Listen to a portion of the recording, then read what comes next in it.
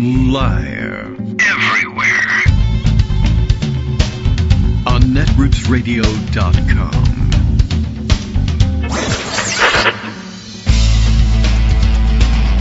David Waldman. Kagro.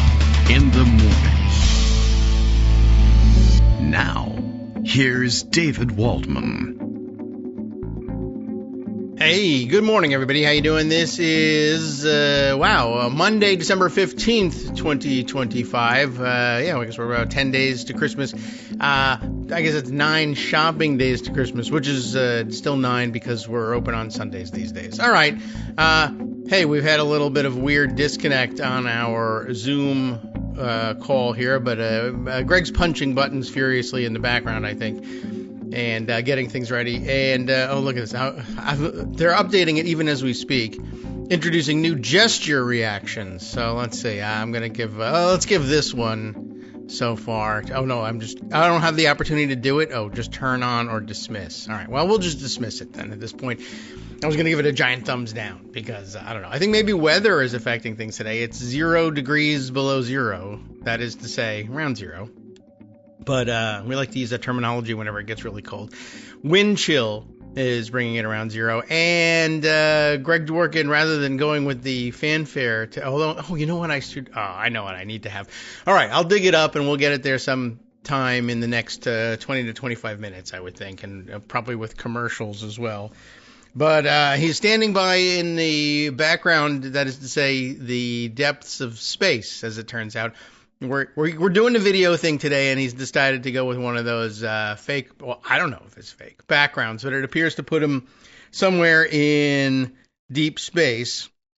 So, that seems to be fake, I would think. Let me see if I can't get quickly. I'm wasting time until I get to the music here, but maybe they'll do it without a commercial if I just hit the button. Not without a commercial. Okay, so we'll definitely mute that and then let the commercial play, and it's only going to be like 15 seconds, and we'll see whether this thing starts right away. They take care of themselves. No, and they're going to, here's their chance to skip it.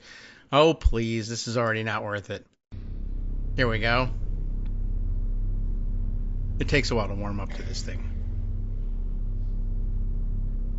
Apparently there's a... Wow. All right, never mind. Well, I have to say, it's Monday. Yeah, I guess so. All right. Not try this at home, folks. I'm going to guess that there's something disconnected here. But that was I was going to give you the 2001 A Space Odyssey, thus Zarathustra introduction. Although it may be that the basses are just giving a low undertone here, and it takes 25 minutes to warm up to the actual music. But well, it's good. YouTube I happen to be broadcasting today from the International Space Station. All right. Yeah, so that's what it's made to look like. And when we took we had our pre-show meeting about how we would screw up the sound effects, I said, I was commenting on that. You came in, by the way, with a tropical Hawaii-like background, just to warm things up a little bit. But then, as you said, to reflect the true atmosphere, change to outer space, and then I saw you say, all right, well, we'll be right back in 5 minutes, as you then take off the headphones and go to hang it up on a nearby planet, which was really interesting looking. All by itself. Yeah, well, anyway, it's a hell of a Monday, I'll say that much. Nothing much happened over the weekend except all things went to hell back and then turned around and went to hell second or third. Kerblooey, I think is the term you're looking for. Okay, yeah, and through all of it, Donald Trump is alive at the end of it, but not the rest of the people we wanted to have alive. So it's been a bit of a downer this weekend. We're under the cloud of mass shooting all the time. Really, that's the truth of it, but.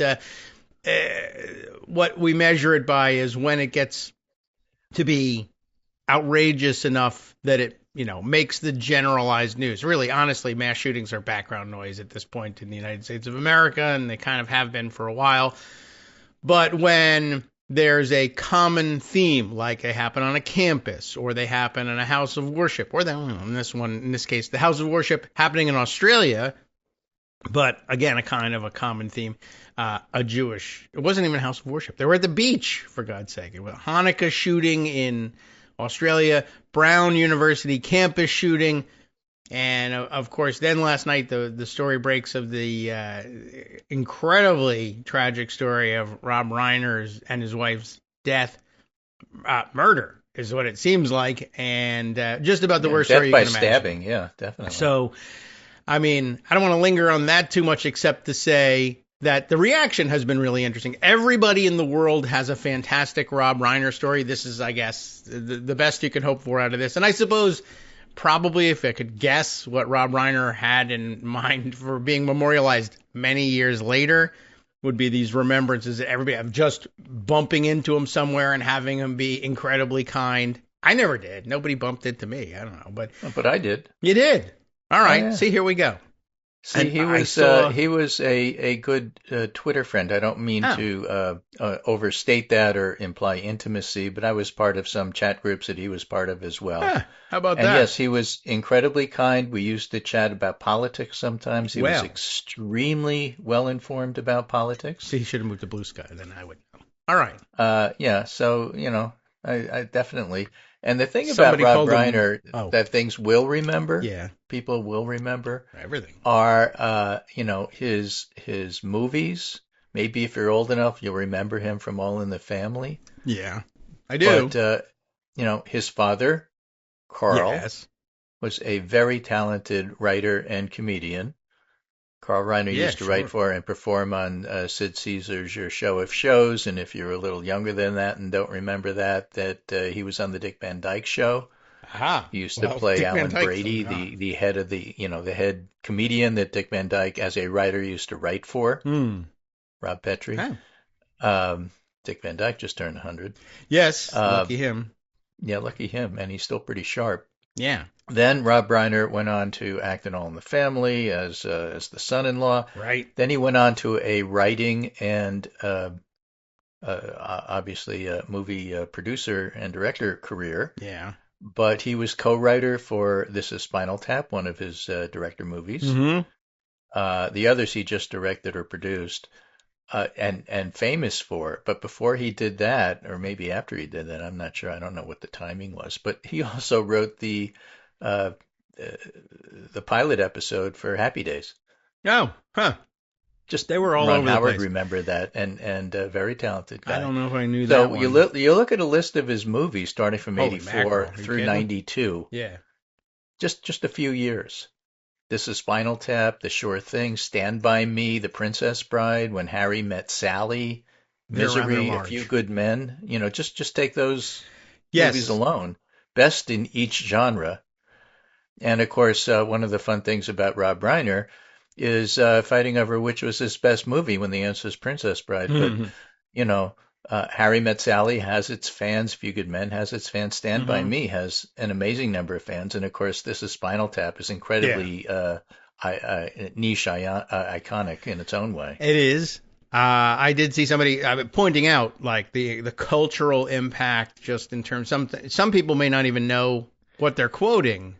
Just turn it up And to it's- 11. Yeah, right. Turn it up to And 11. that's all you need to I'll know. have what she's having. You can't Or handle the truth. This does not mean what you think it Right. means. Inconceivable, as you wish. I mean, just a million things from those couple of movies, really. Not to mention the many more that he was also acting in, writing it, and tweaking behind the scenes. He was important. A lot of times he gave and got like uncredited, but didn't ask for credit. Uncredited help with other people's movies.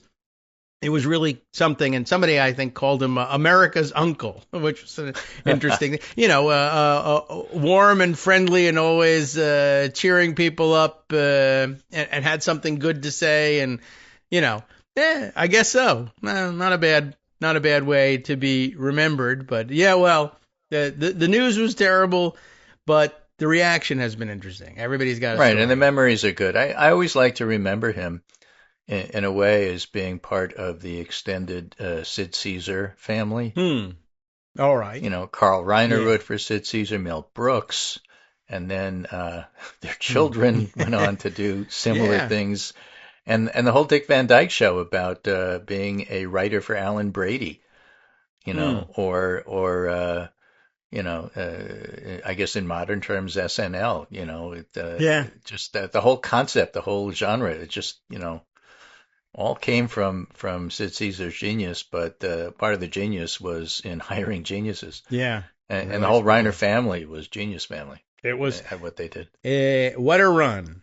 And so lots of other I don't know. It was like I said, it was a rough weekend coming out of there. There were other things that happened, and I guess we'll talk about some of them. You've probably prepared a list of some of them. Today's December 15th, so Right. Among other things, yesterday, 12/14 was thanks the for- anniversary in Newtown. So, Yes. Locally, we talked about that a bit. Okay. That should be national discussion as always, but we had a lot of other more of the same type distractions going on. And there's a lot of stuff we still don't know. So, isn't that a tremendous is there a amount lot? of That stuff one to we don't say know about that about one. Brown because we don't know who did it. Right. We do know it was a sitting duck classroom, Yeah. and that's bad. We don't know all the details about what happened at Bondi Beach in Australia. Is that how you say it? I But have we no do idea. know Okay. that our favorite Australian, Justin Wolfer, says, just want to share with my American friends how the Australians respond to a shooting tragedy, action rather than thoughts and prayers. See. Prime Minister Anthony Albanese will propose tougher gun laws when he meets with his state and territory counterparts this afternoon. This will include measures to limit the number of firearms used or licensed by individuals. People's circumstances can change, he adds. People can be radicalized over a period of time. Licenses should not be in perpetuity, and making sure these checks and balances are in place as well, Albanese said.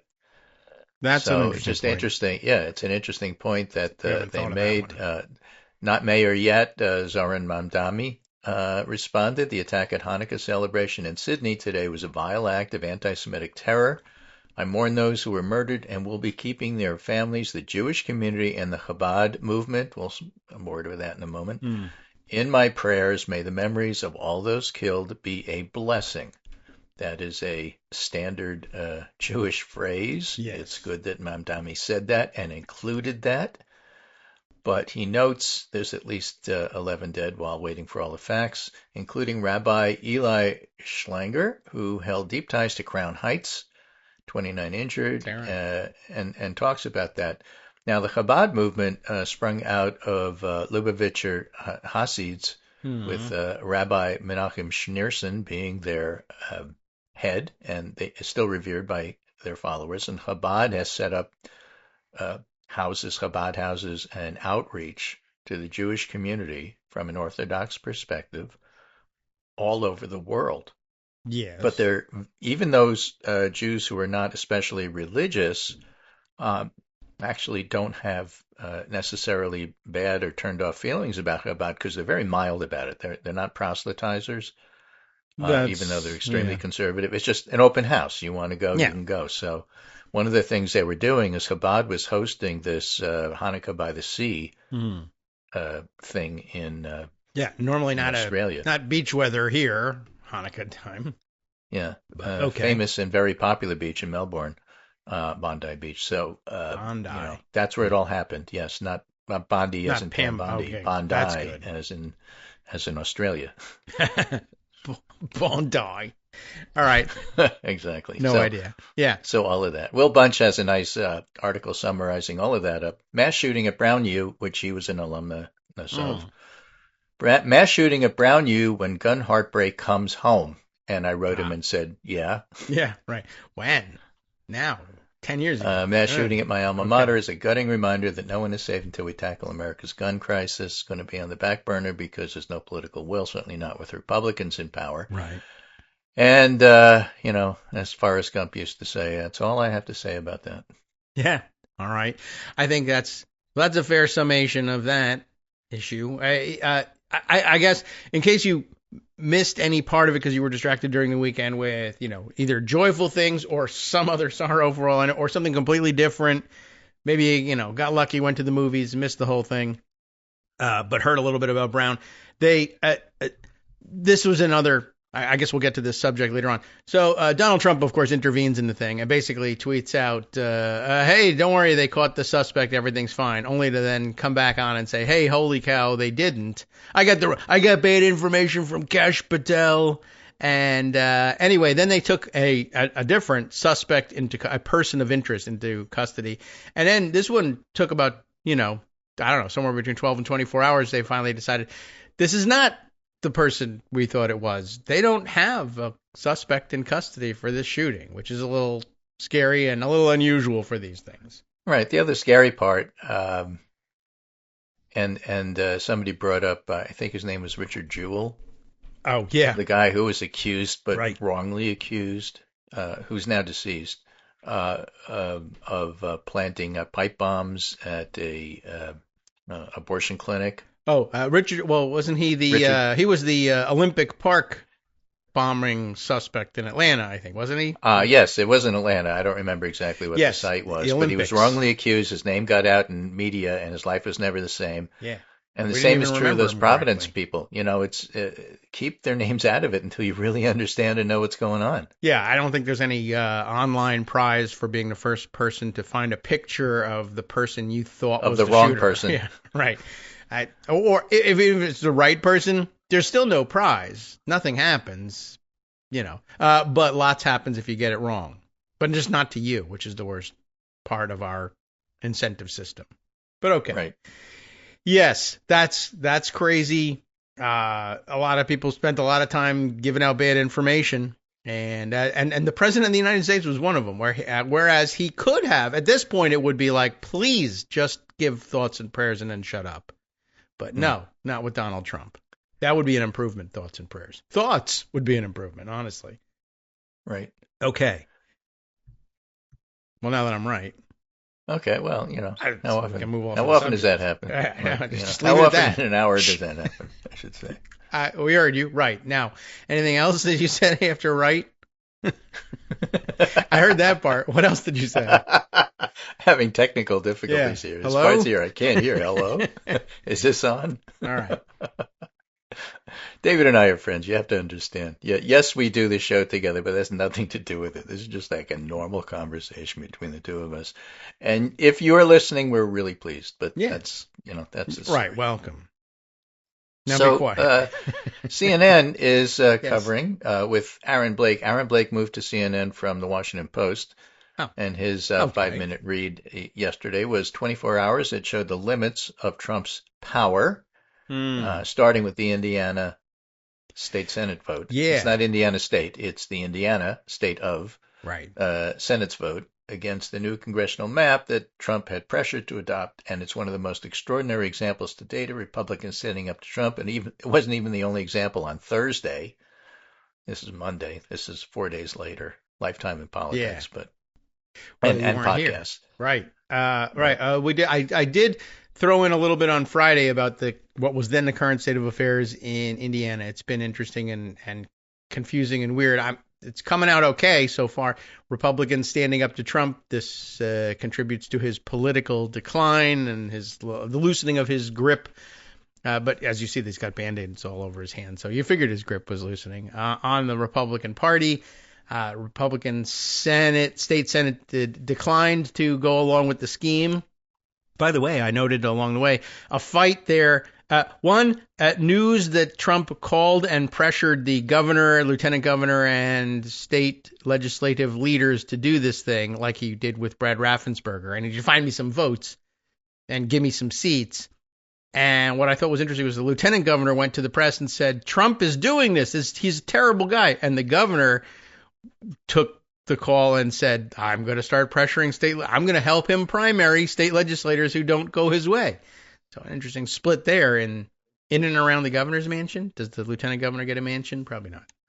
Well, lieutenant governor said, Trump's my guy. He went on to say that. Oh, make no mistake. But there were people in Indiana who were basically saying, and he lost and he's going to lose, and if he did it again, they'd still lose despite the pressure from Governor, what's his name, Mike Braun? Brown. I remember him from Bondi. Congress where he was terrible. Yeah. He was a House member. A senator. He may have been in the House as well, but yeah, I just remember him because I was like, well, this is spelled Braun, but he says Brown, and he's really awful. I remember he would come out and do pressers during the impeachment trials and say, all is well, remain calm, essentially. Yeah. Trump is not guilty. The Indiana people who voted and wanted to do redistricting and lost aren't necessarily giving up and being nice about it in public, which is, again, this is the Midwest. This is a big deal over there. Oh, right. You're supposed to be nice. right. Iowa nice, that kind of thing. This is Indiana. Yeah, but it's Different. the same thing. Oh, same thing. All right. There was a great Onion piece uh, I'm agreeable. that said something along the lines of Indiana Hoosiers struggling to find infrastructure that Trump can clamp down on and cancel. Okay. Nice. But what they said is Trump pressured them. Yeah, it happened, and you have to understand you really don't want to be on his bad side, and therefore that justifies everything we do. And it's just I heard that. My immediate first thought is, okay, candidate in a box forced to speak spontaneously on something they don't know anything about, and blurts the thing you're not supposed to say out loud. Right. Look at my strings. Okay. Yeah. So, yes, but as he loses power, that becomes less and less salient. Yes, they're going to be threatened. That's all true. That's all a big deal. Yes, the guy can do incredible amounts of harm, even though he's still in power. Yes, that's all true. But on the other hand, there's no question he's losing power. It's irreversible. He's a lame duck. Lame ducks can still do harm, but nonetheless, quack. Right. Yeah. And that's why these articles that I'm reading to you just are so interesting to me, because it's more than, okay, Trump is losing power. It's like trying to analyze what's going on here. So back to Aaron Blake, he says, in other words, they were facing the president's promises to unseat them in primaries, and that was pressure from J.D. Vance and House Speaker Mike Johnson as well. So my point is, Vance and Johnson have also lost their mojo. Oh, good. And you could see that, of course. We talked all last week about Mike Johnson and losing control of the House, which is still true. But Vance doesn't have the juice he had either, and he's very not, he's got as much charisma as Ron DeSantis. So he's not the future you think he is. In other words, Blake writes, these Republicans would have known precisely the potentially severe cost of their votes, and a majority of them still voted against Trump. The vote was also significant in another way. It might have put a nail in the coffin of Trump's big redistricting push. A lot of articles about that. It's done for now, in other words. Not permanently, but it's done for now. Without gaining two favorable districts in Indiana, Trump's bare-knuckle push for states to gerrymander in the middle of the decade to help the GOP next year looks to be fizzling. To political reporters, there's nothing more important than failing. Okay. It changes the tenor of their writing. It changes what they write about, everything. Republicans might gain an advantage in a handful of states, but it's looking more and more like it'll be pretty close to a wash. Failure to indict Letitia James again. 3 times. We shouldn't lose sight of the other big development that went against Trump on Thursday. In Virginia, the Justice Department failed for a second time to secure re-indictment of Letitia James. 2 failed attempts to come after a judge dismissed an initial indictment because Lindsay Halligan was useless. Just to emphasize, 2 this failed is not attempts. normal. 1 successful, and then they lost the case. Just to emphasize, this is not normal. No. In a full year between October 2012 and September 2013, federal grand juries rejected indictments only 5 times out of 165,000 cases. Okay. They've now done it twice for James alone. Yes, right. And that's after the grand jury rejected a charge against FBI Director James Comey. Yeah. So the emerging picture seems to confirm just how thinly constructed the allegations are, and the whole thing could be fizzling because an institution, in this case the criminal justice system, isn't bowing to his will, which brings me to the next point about Alina Habba. She resigned. Did she? And then Trump said, well, we'll just go ahead and we'll try to appoint some of these bogus attorneys, prosecutors. Yeah. Federal prosecutors. US the attorneys, right way right? Okay. will go through the Senate. Right. That thing. And so what happens to people who want to be appointed, let's say, New Jersey? Which party do New Jersey senators belong to? What about Virginia? Oh, yeah. Oh, right. That other party. There's another one. I know it. This is a piece in Public Notice that's being written by Liz Dye, I believe, talking about the blue state blue slip blues, because Trump can't get his desired attorneys appointed because they're being blocked by blue slips, a process by which the senator of a specific state can block with a blue slip an appointment, and Trump therefore, like the filibuster system, wants to get rid of blue slips. Sure. And Leader Thune just said, ain't happening. All right. I mean, it's a bit of a surprise because when they've needed to get rid of blue slips, they've gone ahead and done it, and I'm not certain why they won't do it now. But the answer is that whole thing about Trump's grip on the party slipping. Why even a month ago, if you had said he's going to demand that they get rid of blue slips, blue slips, they get rid of that all the time. Of course they'll listen to him. They're not. But they're not, because they don't want to hear from him. Yeah. So I gave you the Truth Social post, if you choose to read it in your Donald Trump voice, just for the beginning there. Yeah, okay. Let me. I'm about to have the alarm go off here for a second. I want to make sure that we turn that off so we don't make too much. You gave me a Trump thing? All right. Oh, yeah, there it is. It's the very bottom. You don't have to read the whole thing. Just I saw the part about Mamdani Grassley. one. I don't have a Mamdani voice. I'll have to work on that one. Oh my gosh, it's tiny. Or rather, it's huge. The print is tiny. Chuck Grassley. If you click on it, it becomes. Look at that! News. What a claim. Yeah. Chuck Grassley, who I got elected to the U.S. Senate when he was down. Chuck Grassley has been in the United States Senate since 1492. Yeah. He was down by a lot in the great state of Iowa.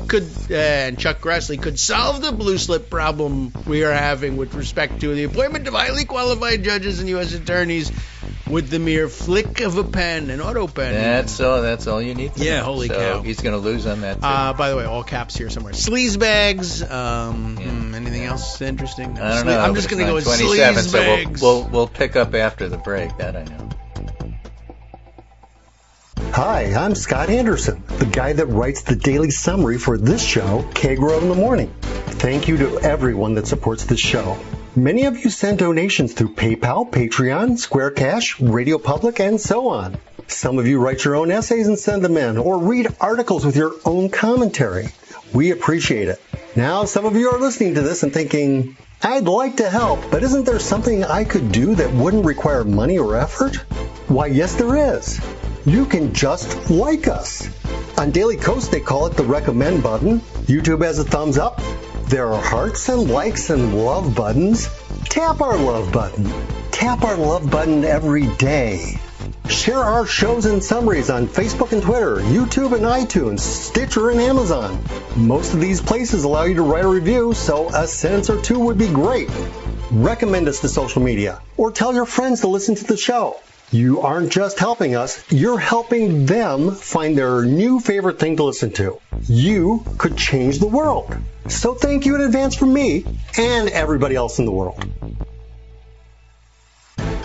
All right, this is my cue to you, Greg. We're back. Welcome back, everyone, to the Kagro in the Morning Show here on Netroots Radio. We'll fix the music in post, I guess, as they say. That's a tribute to movie maker Rob Reiner. Me saying, we'll fix it in post. I wonder if he ever said that. I don't know. But apparently, in addition to that, even had I played the music, you wouldn't have heard it because something is wacky with Zoom. But it looks like the music is going out over the you know what? And it occurs to me now, in the rush to get things going, I didn't check in with Justice, but he says everything is A-OK in terms of the feed. So you will all have heard me screw up quite properly. Not only did I screw up quite properly, but you will have heard it properly as well. So, good. All right. We'll see what So let's happens get back next. to some of Trump is losing summaries here. Again, this is Aaron Blake. He was talking about how things fell apart in Indiana. Then he was talking about how things fell apart in terms of U.S. attorney appointments and how the Senate was not going along with it. Blue slips. And then he writes, more GOP lawmakers break with Trump. The story is similar with Trump's efforts to target Democrats who warned military service members about the Trump administration. Oh, right. Yeah, he threatened Mark Kelly. Based on this, Roger Wicker, who is, I guess, Armed Services chair. Yeah, I think you're right. Asked for a report from Hegseth's Department of Defense about Kelly. A report was generated. It was sent to Wicker. Wicker just said, there's nothing there. This is a dumb report. The Mississippi Republican said it wasn't appropriate for the military to even try to punish Kelly, much less sanction him for sedition or treason. You not only can you not charge him let's also not charge him with the highest crime there is. Okay, Right. good choice. And then we talked about the other day using a discharge petition from Jared Golden, where 20 House Republicans voted to overturn Trump's executive order that stripped federal workers. That all happened this week. Okay. This week, within the last 7 days. It was Right. last week.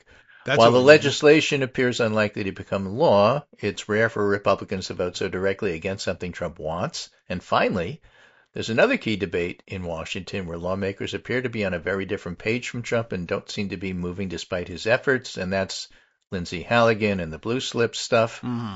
So they go into there. And Thursday was a pretty bad day for Trump. All right. Let's Okay? do it again And then this this Thursday. next piece is from Garrett Graff, Garrett a M. reporter and author. He wrote a definitive piece, which is like longer than the rise and fall of the Roman Empire, on Watergate. Donald That Trump is is long. losing, says his headline on his Substack vertical called Doomsday Scenario. Right. I'll send that to you. I didn't Okay. include everything on today's. We were too busy chatting about being in outer space and all. Screwing things up. By the way, speaking of being in outer space from the International Space Station, it occurs to me as a flight of ideas that one of the funniest things I ever heard was on the old Car Talk show Oh, yeah. on NPR, Click and Clack, the Tappet brothers. Right. You'd call in and you'd tell them what was wrong with your car based on the noise, and they would try to figure out what was going on. And of course, the interplay was a much better version of David and me chatting with each other. And at one point, they were chatting, and this call comes in and says, "Listen, guys, I'm having trouble with my vehicle here. It won't stop." Well, what seems to be the problem? Well, it makes a lot of noise and it's going like 75,000 miles an hour. Okay. So where are you? I said, well, I'm almost directly overhead. He said, you're not calling me from the space shuttle, are you? I said, well, as a matter of fact, we are. Yeah, nice. All right. No brakes. All right. Well, deploy a parachute, I guess. Right. Descend It was by very about 16 miles or so. I don't know what. Anyway, back to Garrett Graff. Donald Trump Yes. is losing 7 conclusions as 2025 winds down. And again, I like these analytic articles. As my final column of the year, and after all, it is time to sum up. Isn't it? David, you and I had a great year. There's our summary. As our final column of the year, I wanted to take some stock on where our country stands. Donald Trump is losing. In the first months of the year, he seemed to be on quite the march. It seemed many days like the U.S. was careening toward fascism, and indeed, I still believe that sometime in August we crossed a never-before-but-crossed invisible line into an authoritarian state. Oh, dear. But since the summer, Trump's efforts to cement his corrupt rule have faltered. I'm more hopeful in recent weeks than I have been all year. Me too. To understand what we've learned, 1, Donald Trump is losing. He's weak and getting weaker. Yesterday, Thursday, was one of the worst days of Donald Trump's second term. Everybody noticed that, like, this past Thursday was awful for him. Yes. He lost time and again at the state-level courtrooms and the halls of Congress. That Indiana thing, as Joe Biden used to say, is a BFD. We said that at the time. It is. It was. It will be. And then yesterday added more proof in 2 key areas. Rule of law continues to assert itself. Second grand jury rejecting Letitia James. The initial attempt by Lindsey Halligan was thrown out. A second attempt to indict her failed. And now a third one has 2. You were right. It was 3. Second, in one of the longest running and most fraught legal showdowns of the year, a federal judge released Kilmar Abrego Garcia and prohibited ICE from detaining him again. Yes, they had to do Including that across months and months and months of legal battles, the Trump administration never proved it had a valid final deportation order for him. Yes. Like one of those procedure things. Yeah. And the incredible story of the heading into the weekend was that's the reason why they let him free and why the judge blocked them from taking him into detention again. But the administration went to an immigration judge and they basically faked one up. They forged one. So now here's the final deportation order. It's 6 years later. We just found it. It was written yesterday and the ink's not dry, but here it is. And that was pretty damn dirty. Moreover, he says weakness in politics begets more weakness. Power abhors a vacuum, and there's a big vacuum forming on the right, which brings me to point number 2. Not only is Donald Trump losing, but point number 2 is the GOP is in retreat for now, and the great MAGA fracturing is already underway. NBC had a poll over the weekend which showed that if you ask Republicans only do you consider yourselves MAGA? Yeah. And the answer Who is else would you ask? perhaps not what you would expect. Let me send you that graph. Ooh. That graph is talking about. All right. It's at the bottom of the feed A there. graph. A short feed, so you ought to be able to find it easy. Yeah. It's MAGA Republicans and traditional Republicans. In April of 2025, MAGA Republicans were 57% of the party, and traditional Republicans 43 self-ID'd. Mm-hmm. Now it's 50-50. All right. Yeah, it's more So dramatic. it doesn't looking in sound graph like it, but form. that's a 14-point swing, 7 from each direction. Yeah. And what And was 14 the, points in just a couple of months is a BFD. That is true. And all these election over performances are about the same percentage, too. I don't think it's all Republicans switching, but Right. geez. It's the 13-point magic number. Right, Yeah, that just we're everything's dealing 13. with. I don't know. I can't really relate the two numbers, but just I guess if you're betting, and everybody's betting on everything now. So guess who noticed that? And that point you just made, that would be Garrett Graff. Yeah, Garrett. The GOP's in retreat. Recent weeks have seen increasing signs. The Confederation of conspiracists who underpin the right wing are fighting. Candace Owens is fighting with everybody else. Yeah. And she came out of TPUSA, which is Charlie Kirk's shop, and fighting with Tucker Carlson and fighting with Nick Fuentes, so it's all good. She's fighting Democrats with continue. the Kirks. Yeah. The other Kirks. Democrats who got CBS to fawn all over them last night, like which 10 I didn't times. pay attention. No, yeah, I have no idea. Apparently there was a town hall, even though I can't imagine Erica Kirk having a town hall. Like, what town was interested in that? But the promotion of it was like gag worthy. So, right. I just skip all of that. Right. Democrats continue to win in places they usually don't. This week added the mayor of Miami, which was won by a Democrat for the first time in 30 years. And the GOP's fracturing and fighting on Capitol Hill like we haven't seen since 2023 when they tried to elect a speaker. Mike Johnson has never been a strong speaker, but he looks increasingly weak and small and insignificant. And speaking of shrinking small men, number 3, Greg Bovino, and the administration's brown shirt immigration crackdown, which once loomed so large, looks smaller month by month.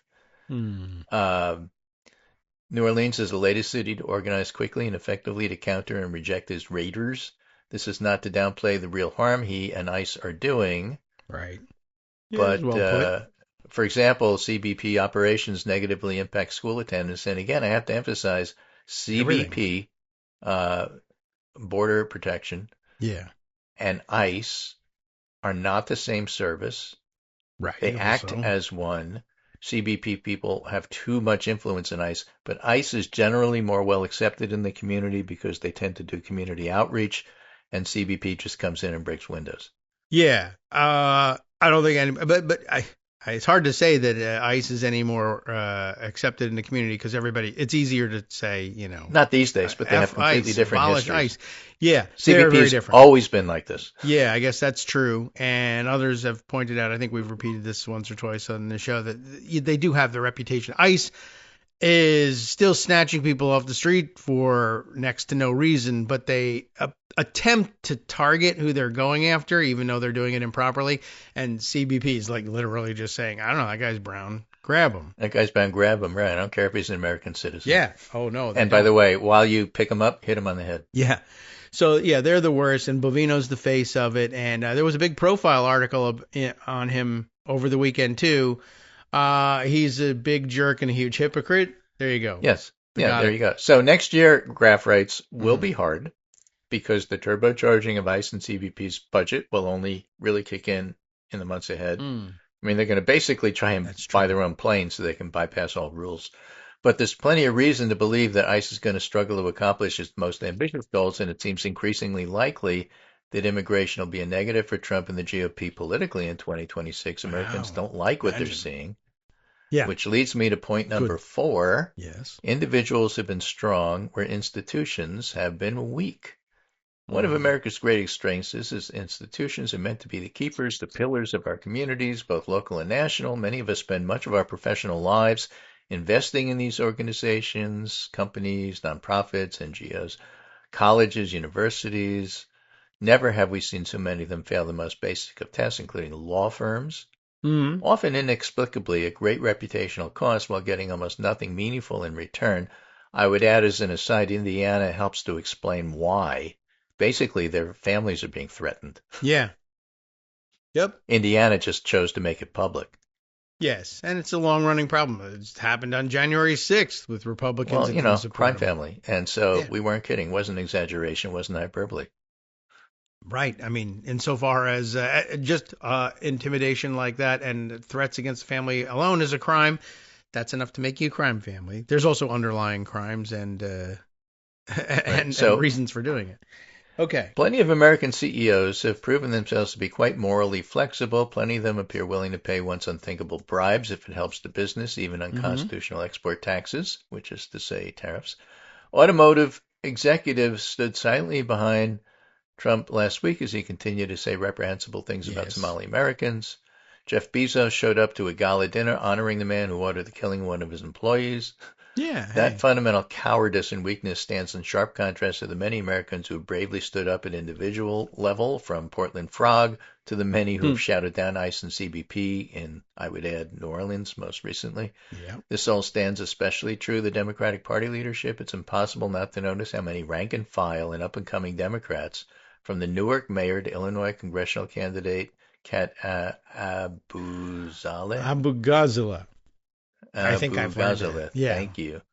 Who was beaten by ICE officers, to New York Comptroller Brad Lander, have put their bodies on the line, even as Schumer and Jeffries continue to pretend they're operating in some normal situation on Capitol Hill. Even as late as this week, Hakeem Jeffries can't be bothered to support an impeachment resolution, that we can't even unite Democrats about the idea that the president should not publicly call for the execution of members of the legislative branch, helps indicate number 5. Even if Trumpism fails, America's fundamentally changed. Yeah.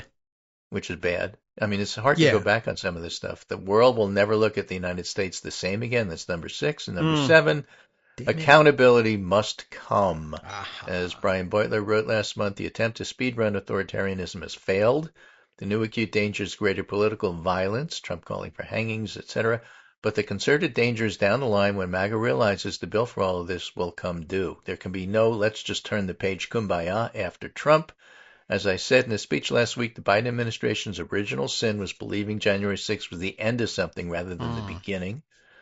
Well, I mean, that's easy to say in retrospect. Yeah, right. Whatever reform. I mean, there was an argument to be made for turning the page. It worked with Gerald Ford. Oh, well, yeah. That I don't want to endorse that argument, but there was a reason. No, but there's a tradition, and there is a precedent for doing this. Yes, he was wrong, but it didn't come out of nowhere. Right, that's true. Well, only thing I will actually agree to is I think it would have been fair to say, well, this has got to be the end for Trump and Trumpism, right? Because everybody, at least through January 8th, people were still saying, this is bad. We universally reject the members of the press who were there. You know, we made a big deal of pointing that out. Right. They disappeared. Now, you can step back and look and say, okay, well, how is Pam Bondi and Kash Patel looking in terms of their perception by the press and the general public, or Pete Hegseth? And, you know, it's all pretty clear that everybody thinks they're a joke. Yes. They're just afraid to say so because the crime boss likes them.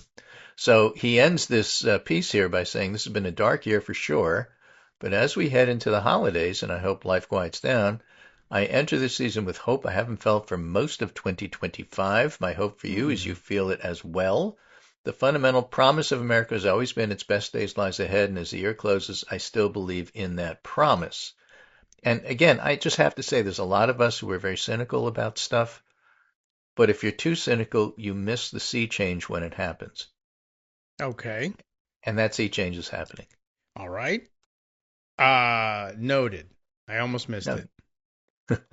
That's what happens. Yeah, well, you said cynical, and that was me. Right. So Eileen Habba, Liz Dye notes, was really unhappy about being disrespected by the Senate. In Habba's tweet, she snarked that, quote, judges stopped conducting trials and entering sentences, leaving violent criminals on the streets, end quote, and she's right about that, sort of. The motion to disqualify Habba was brought by criminal defendants who argued that any case supervised by an illegitimate U.S. attorney has to be dismissed. Yes, that's her fault. Yeah, that's her fault.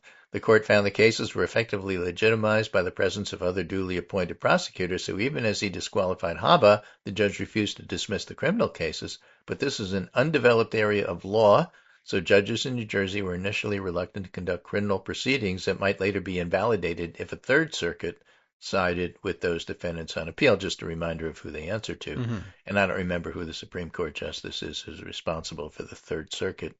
I think it's probably Alito. That's his home territory. Could be.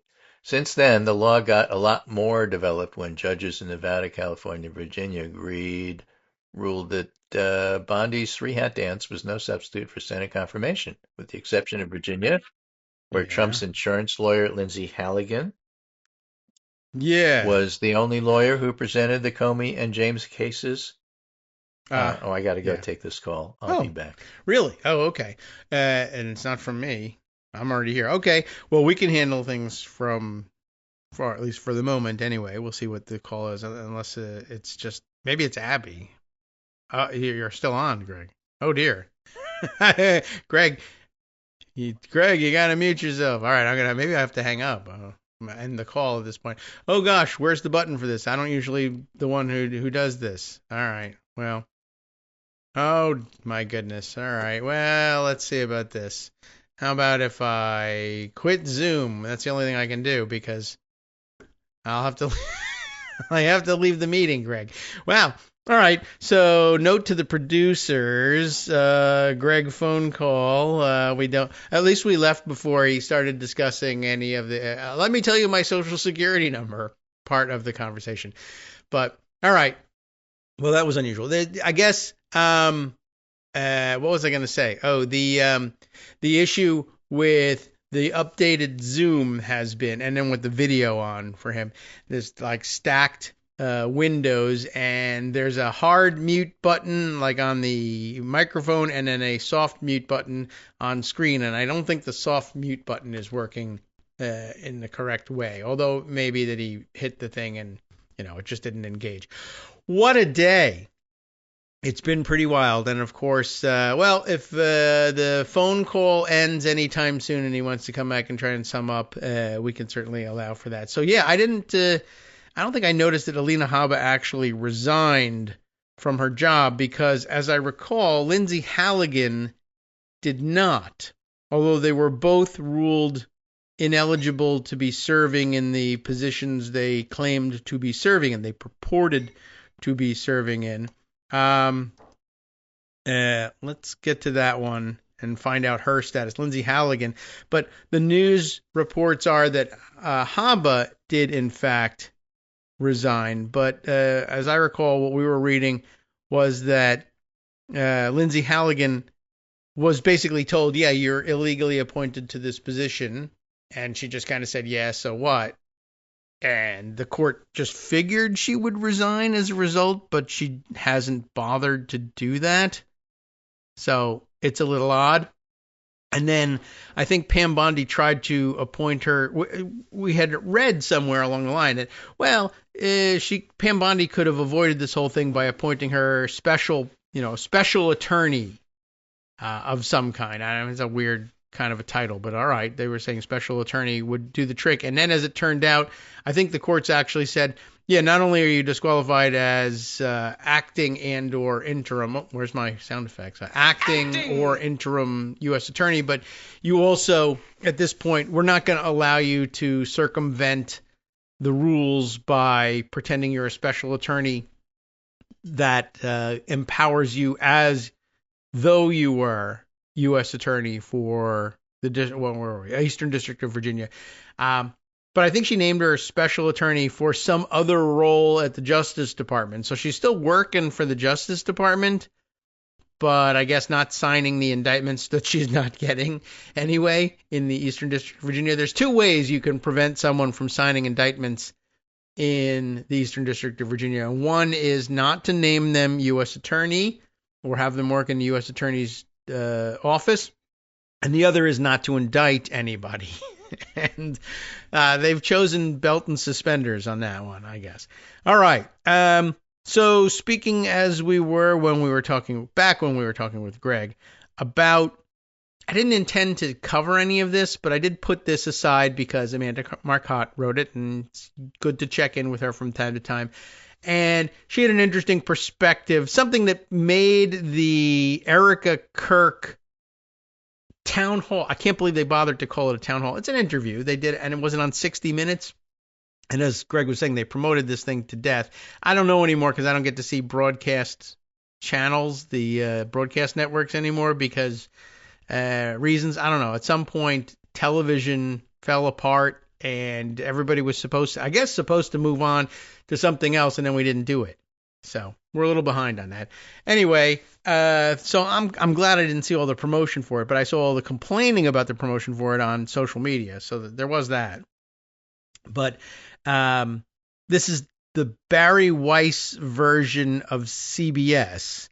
And so they gave over, I don't know, was it 60 Minutes that they did it? I think they may have done it separately. It was sort of like a freestanding show.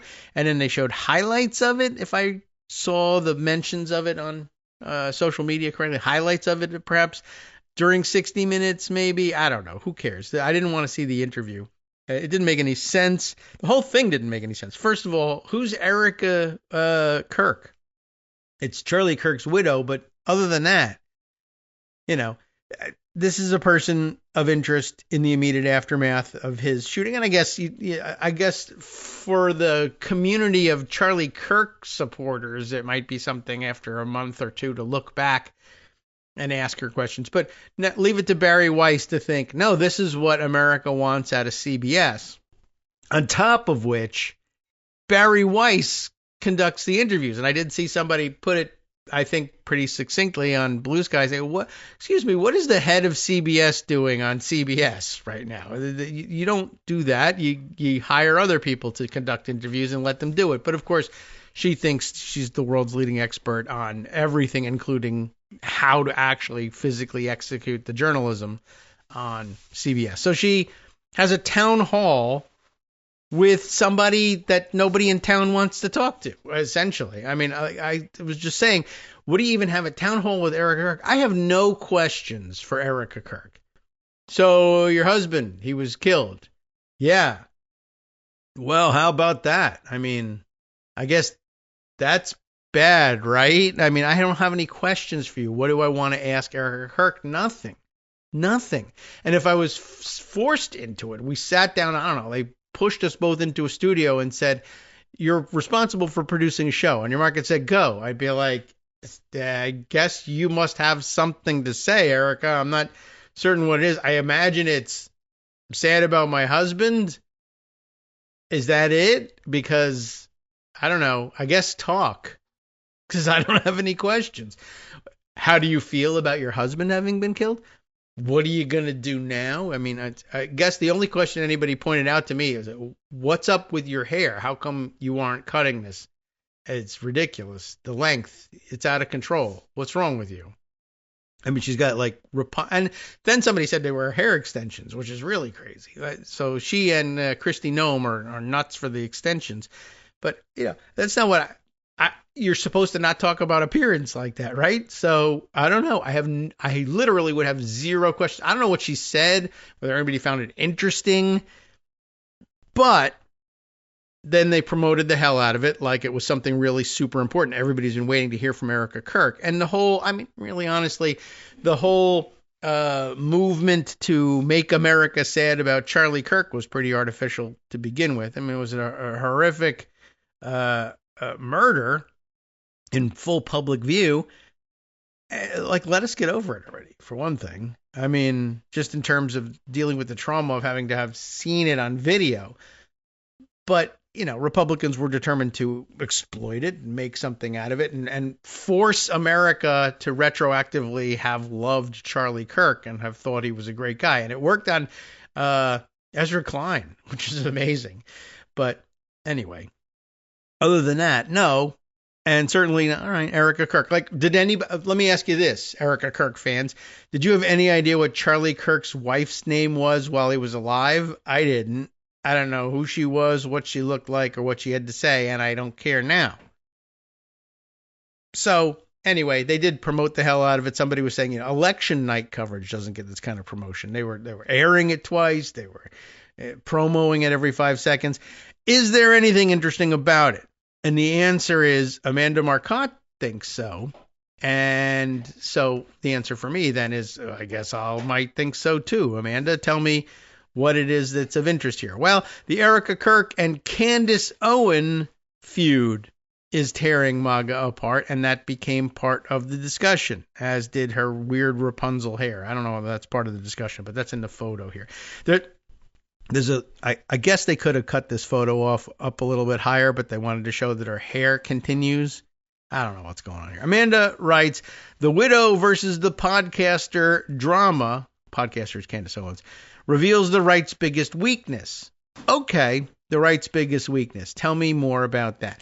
In the days after Charlie Kirk was fatally shot on September 10th, the MAGA influencer class united in a public display of grief for the founder of Turning Point USA.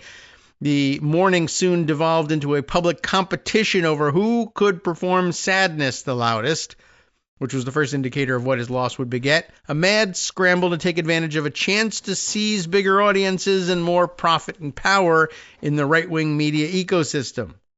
The swift anointing of Charlie Kirk's widow Erica as the new head of TPUSA did nothing to prevent the explosion of infighting that has been rapidly consuming the world of online MAGA media in the months since her husband's killing. If anything, it's backfired. As I predicted, and by I mean Amanda Marcotte, Kirk is turning out to be a weak and ineffectual leader. It's not hard to guess. Persuading even more people in the very online right that now is their moment to get ahead in a crowded field. The rhetorical slugfest is growing increasingly ugly to watch, but in the process, MAGA is revealing what is likely the movement's biggest weakness. Oh, good. Let's get to that. What is the movement's biggest weakness? It's dominated by hustlers who are more interested in making money and growing their brand than they are in MAGA as a political project. That sounds like a good weakness. Donald Trump, well, you know what? I'm going to not start the next paragraph because it's rather lengthy, but it does start with the name Donald Trump. And nothing could be a better follow-up to the word that they are more interested in making money and growing their brand than they are in MAGA as a political project. No one illustrates it better than Donald Trump, except maybe now everybody else as well. All right, welcome back now to the Kagro in the Morning Show here on Netroots Radio. Let me continue with reading Amanda Marcotte's attempt to add some interest to the fact, at the least, that the Erica Kirk town hall is a thing that happened. That's really, the best I can say for it. But apparently it illustrates one of MAGA's great weaknesses, which is that it is dominated by hustlers who are more interested in making money and growing their brand than they are in MAGA as a political project, which I think we should have been able to guess from the fact that MAGA was established by Donald Trump, who is a hustler who's more interested in making money and growing his brand than he is in MAGA as a political project. And as it turns out, everybody else involved in influencing and leading the MAGA whatever it is, if not a movement, is exactly the same way. What a strange outcome. Donald Trump's stranglehold, she continues, on actual political power means that most traditional Republican politicians have little to no sway over the MAGA base. Instead, the role of managing the foot soldiers has been ceded entirely to the social media influencer class. Many of them are sincere fascists, but that will always be a secondary concern to squeezing their followers for money. As self-appointed MAGA mastermind Chris Rufo complained on X last week, the right's media apparatus is how the right teaches its followers how to think. And it's currently getting consumed by conspiracies, psychodrama, and tabloid conflicts. Now she adds, parenthetically here, after his quote, that Rufo's followers don't mind his total contempt for them does say a lot about the psychology of the right. The current bucket of crabs situation on the online right is complex, but the biggest feud that's emerging is between Kirk and far-right podcaster Candace Owens, who used to work for TPUSA and then for the Daily Wire, which is the Tucker. Well, I guess it's Tucker Carlson still controlling the Daily Wire. I think so, right? But she apparently proved too open about her anti-Semitic leanings to stay with either organization for too long. She reportedly remained, that is, past tense, friends with Charlie Kirk somehow. But that didn't stop her from seizing his killing as an opportunity to attack the power that TPUSA has amassed in the past couple of years in an obvious bid to grow her already robust media empire. That should be understood, again, as she didn't attack the power that TPUSA has amassed because she thought it was illegitimate for TPUSA to have that power. She merely thought there's power that they will no longer be able to hold on to because their cult of personality leader is dead. I can perhaps transfer their power. I don't need to destroy it. I want to transfer it to my cult of personality. That's all she was trying to do. For months, Owens has been capitalizing on the Charlie Kirk shooting by generating a seemingly endless number of conspiracy theories about it, sending views on her YouTube show soaring.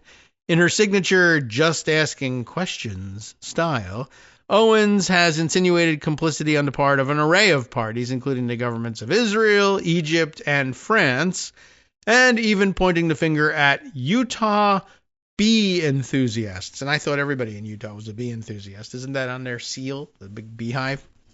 All right. Well, so casting a wide net. I'm a little interested in. What do you mean pointing the finger at Utah bee enthusiasts? I mean, he was killed in Utah. I'm just sort of curious about this. It leads to Twitter, so that's unfortunate. And it leads to a very long Twitter post, and there's a Candace Owens video embedded in it. And I don't know whether this is from a pro Candace Owens person or an anti Candace Owens person. M.A. Rothman, who cares, I guess. That is to say, I don't know anything about M.A. Rothman or whether or not you should care about him. I guess it doesn't matter. It's supposed to be about Candace Owens. Let's find out. Candace Owens, from critical thinker to bee cult craze. I'm very confused. She started out sharp, contrarian, made you think. Like Charlie Kirk. Right now, Candace Owens is handing out fever dream conspiracy theories like party favors. Okay. Let me get to this. What began as a legitimate skepticism has curdled into full-on folklore. Secret bee cults, MK Ultra callbacks, Polish underground symbols, and a lot of gut feelings presented as fact. It's embarrassing to watch. Okay, M.A. Rothman is just a commentator here at some level and is just finds her behavior weird and off-putting, which is normal. I don't think there's a short explanation for why she thinks bee enthusiasts have anything to do with it. I can't see what it is. I don't know. I think it's just crazy, and that was the point. All right, let me get back to the other article. Maybe I'll read this off the air one day, and I'll see if I can explain it to you. But I might not be able to. It might be just too crazy. All the while, Amanda Marcotte continues, Owens' rhetoric about Erica Kirk has grown increasingly personal. Most shockingly, she keeps implying Kirk was involved in her husband's murder and accusing her of defrauding TPUSA donors. Well, that's almost certainly true. Everybody's defrauding TPUSA donors. If you've donated to TPUSA, you've been defrauded. It's just a question of who's defrauding you. Last week, Owens released a video saying Kirk doesn't have the strength to lead TPUSA. Likely true. I mean, she wasn't leading TPUSA. Charlie was. And they didn't know what to do with TPUSA after he was killed, so she got a chance to do it. And, of course, she had hair extensions. So, that's something people want to look at, apparently. Last week, Owens released a video saying Kirk doesn't have the strength to lead TPUSA, which follows pointed comments she made in early December about how in love Charlie Kirk had been with, I guess, someone else. A woman Candace Owens, says he, Charlie Kirk, dated before meeting his wife, Erica Kirk. You get it? All right. So he was in love with somebody else.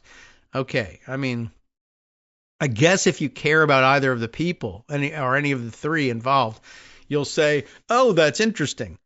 But unfortunately for me, what do I care?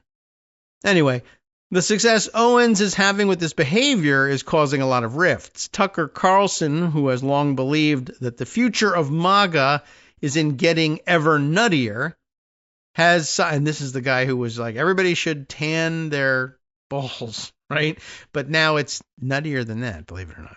I think that really was a jumping off point for me. I was never on board with Tucker Carlson, but I guess I knew I never would be when it was like, well, that's just a dumb machine. I don't think anybody needs that. Okay.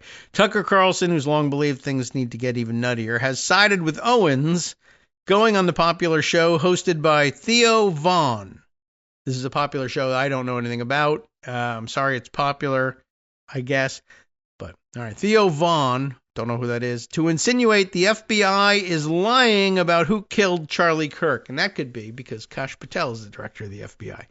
The accused, Tyler Robinson, 22, is believed to have acted alone. He made his first in-person court appearance on December 11th. By the way, this is all noted parenthetically. Right-wing podcaster Tim Pool. I've heard of that guy. He wears a hat. That's what I know about him. Who typically loves spreading disinformation. It's probably true. I'll take your word for it. Turned on Owens, calling her a, quote, degenerate C word. The quote is degenerate C word. I'm not cleaning up the quote. It's interesting. Okay, and this too is a quote. Evil scumbag. Thank you. Good quote.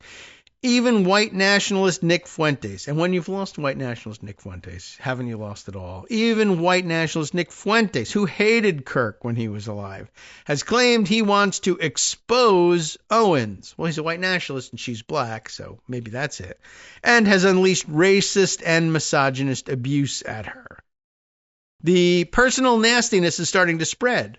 Professional troll Milo Yiannopoulos, who I thought had been launched into outer space, I guess, but is alive instead, along with labeling Erica Kirk a sinister figure, accused the TPUSA-aligned podcaster Benny Johnson of being a closeted gay man and called the more mainstream MAGA personality Meghan McCain, quote, fat. Why am I listening to this? I don't know. Amanda. Tell me something that I'm going to be interested in here. I don't know. I'm not quite getting it. They're fighting with one another, and that's the point, I guess.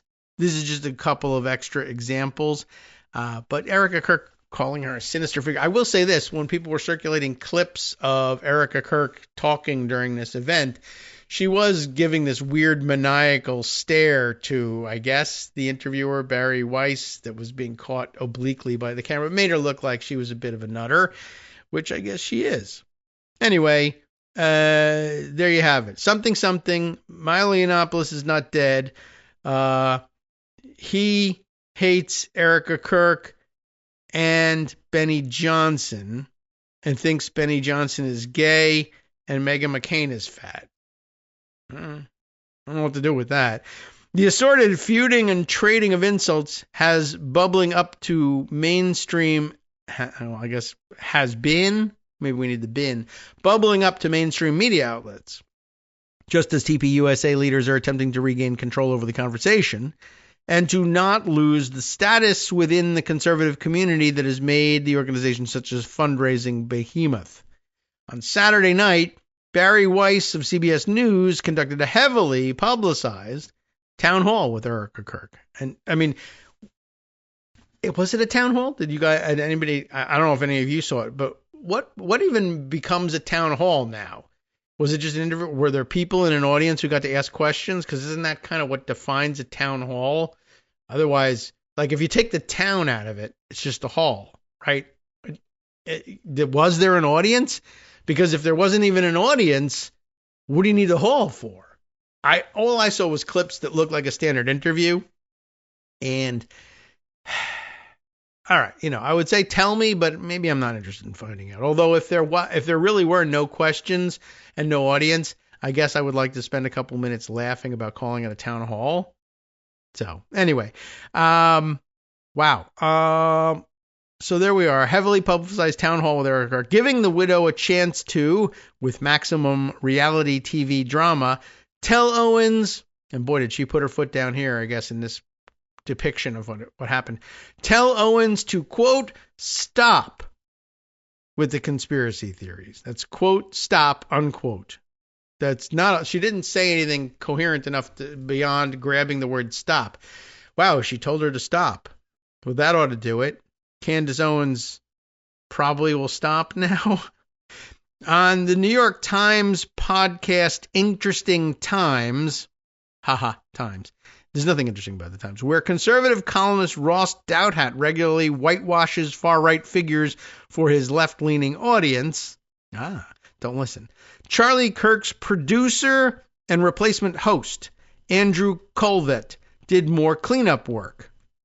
But where Erica Kirk went with the angry pose, Colvett framed his criticism of Owens as pity, saying she's, quote, obviously distraught, unquote, and suggesting she's lost her mind.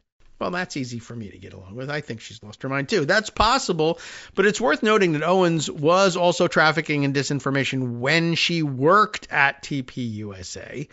The likelier story is that Owens is sane but opportunistic.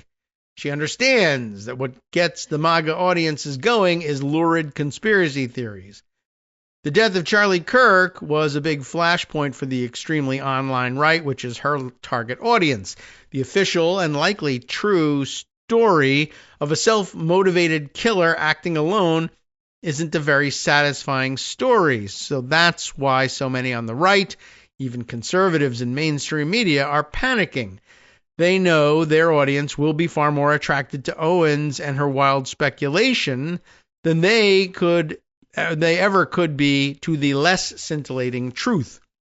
But it's unlikely that even this big united push from Erica Kirk and her more establishment allies, and I guess that explains the heavily promoted interview, a united push from Erica and her more establishment allies to shut Owens down or to make these conspiracy theories go away probably isn't going to work.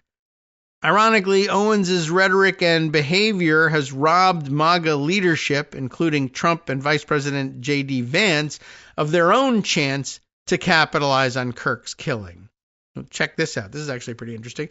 The White House-aligned forces wanted to scapegoat trans people for the shooting. Remember that? I mean, it was very obvious. They were very open about doing that.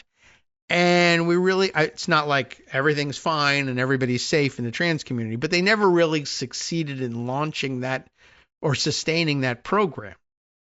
This is not to say that the danger is over and they can't turn around and do that later on with no basis. I mean, if you're going to make that accusation with little to no basis, I guess you can make it at any time.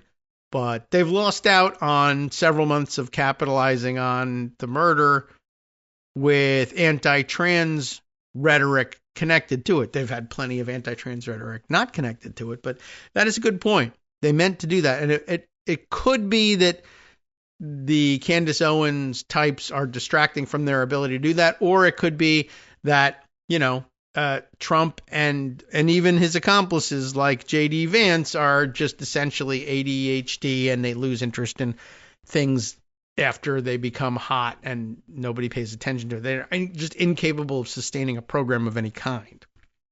Maybe. But yeah, so they were going to capitalize on Kirk's killing by scapegoating trans people for the shooting, advancing an existing narrative the GOP believes is politically advantageous for them. That lie has instead gotten lost in the blizzard of conspiracy theories pushed by Owens and Carlson, which, while making money for them, has destroyed the ability of GOP leaders to exploit Kirk's death in the manner they had intended. Republicans, of course, have no one to blame but themselves for this failure. The party's leadership has encouraged and normalized conspiracy theorists, correctly believing that such poison makes a big chunk of voters more misinformed and therefore more open to voting Republican. Such forces can't be contained forever, especially when they have priorities, such as making money, that they place ahead of party loyalty.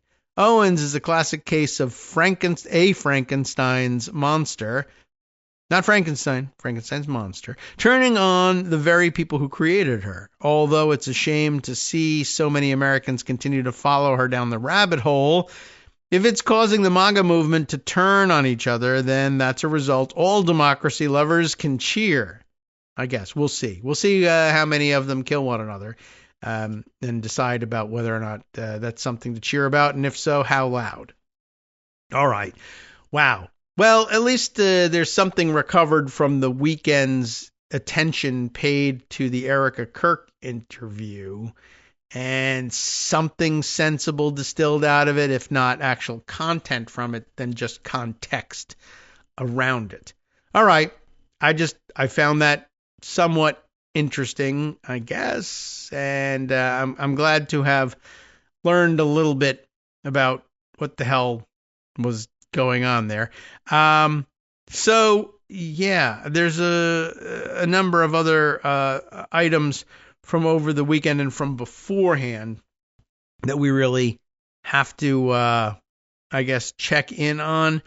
On the legal front, let's check in for just a moment, at least with Chris Geidner, who's bringing us up to date on Judge Boasberg and where he is in his attempt to bring some accountability to in the cases before him, to try to get to the bottom of, all right, who ordered this, again, I guess revisiting the Kilmar Abrego Garcia wing of the various types of litigation going on. Who ordered the deportation flights, not necessarily his, but the deportation flights to continue even after Judge Boasberg had said, everybody stop the flights, and anybody who's in transit, turn the planes around. And remember that the word was, well, at some point, Emile Bove had said, we may have to tell judges to go F yourself, essentially, if they try to stop us. And then they, in fact, did tell judges to go F themselves. But someone in the Department of Justice said, this doesn't apply to this particular plane. Who did that and why? And you got to tell me. And we got to find out whether you guys are in contempt of court or not. And the running game here from the Trump administration is to try to block Judge Boasberg from ever procedurally getting around to that point at which he can single out members of the administration and say, you guys are in trouble and you're in contempt of court, and here's the punishment for that. The D.C. Circuit's Trump appointees have again blocked Judge Boasberg's contempt inquiry, is my interpretation of Chris's headline here. DOJ keeps going to the D.C. Circuit, where Trump appointees on the court have repeatedly stopped the district court's effort to hold the Trump administration accountable. Here's what we have from the latest.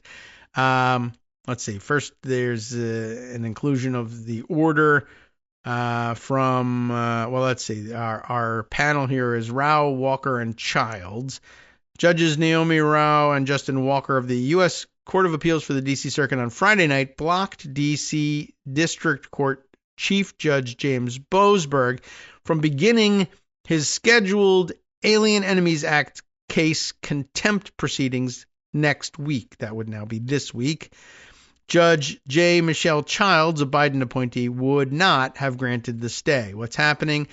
The administrative stay, as they call it, issued by two Trump appointees on the appeals court after the close of business on Friday, blocking Boasberg's contempt proceedings, echoed a similar administrative stay issued by two Trump appointees on the appeals court after the close of business on a Friday, blocking Boasberg's contempt proceedings back in April.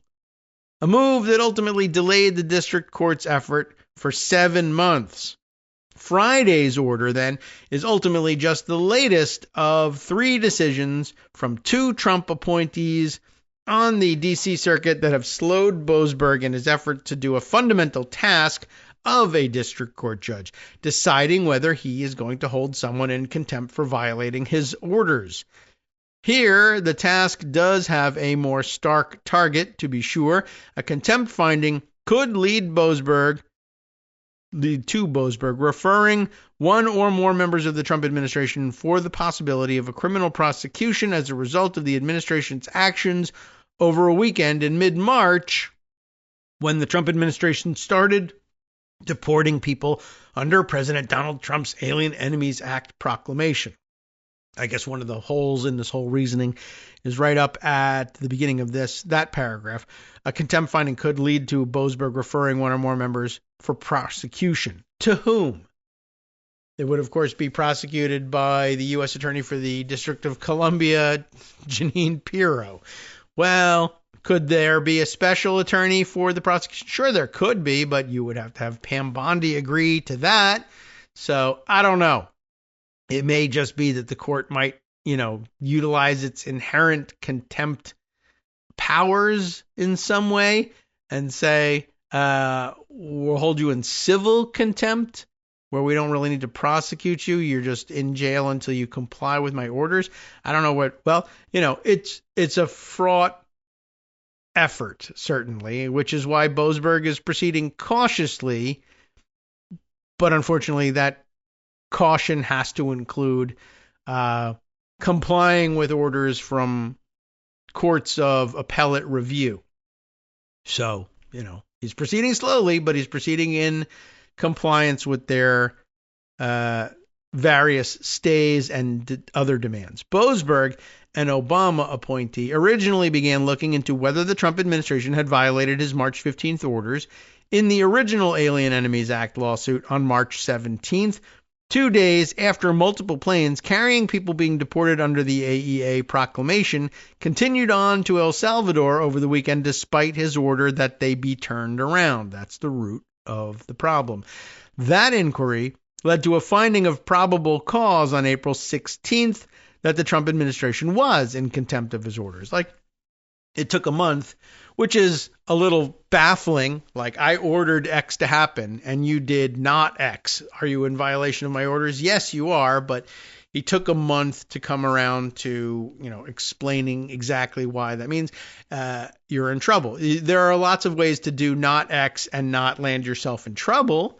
And that we have to rule all of that out, essentially, and get back to who said what to whom and why.